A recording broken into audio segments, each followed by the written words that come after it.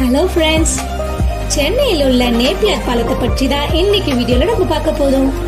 Napier பாலம் இந்தியாவின் சென்னையில் உள்ள முக்கிய அடையாளங்களில் ஒன்றாகும். 1869 கட்டப்பட்டுள்ளது. அப்போதைய மெட்ராஸ் கவர்னர் நேப்பியர் பிரபுவின் பெயரால் பெயரிடப்பட்டுள்ளது.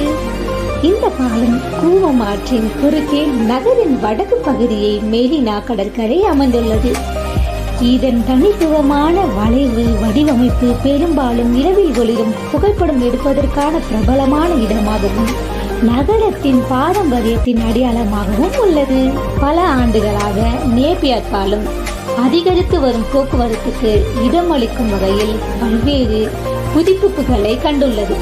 இருப்பினும் இது சென்னையின் நகர்ப்புற நிலப்பரப்பில் ஒரு முக்கிய இணைப்பாக உள்ளது.